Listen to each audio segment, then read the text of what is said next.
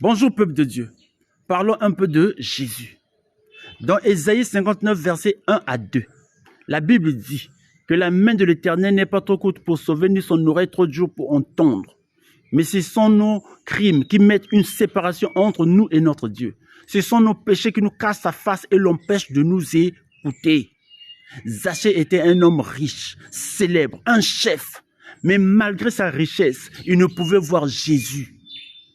À cause de la foule, parce qu'il était de petite taille. La foule, ce sont ses péchés. C'était ses péchés qui l'empêchaient de voir Dieu. C'était ses péchés qui faisaient qu'il soit de petite taille. Ce sont tes péchés qui font que tu sois de petite taille. Ce ne sont pas tes collègues du travail. Ce ne sont pas tes voisins. Ce ne sont pas tes parents. Mais ce sont tes péchés qui t'empêchent de voir Dieu.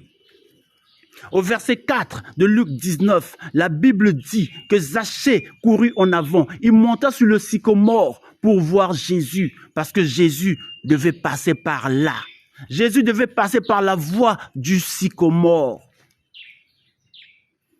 Donc, Zachée, il poussa ses réflexions plus loin. Il se demanda, mais comment faire pour voir Jésus? Zachée fit comme Jacob.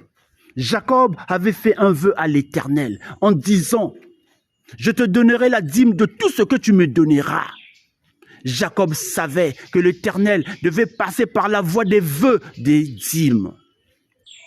Il fit comme Anne. Anne avait fait un vœu à l'Éternel en disant, « Si tu me donnes un enfant mâle, je te le consacrerai tous les jours de sa vie. » Anne savait que l'Éternel devait passer par la voie des vœux des premiers-nés. Zachée fit aussi un vœu à l'Éternel en disant, « Je donnerai la moitié de tous mes biens aux pauvres. » Où est donc ton sycomore bien-aimé? Où est ton vœu, toi qui veux voir qui est Jésus? Un vœu qui va faire plaisir à Dieu.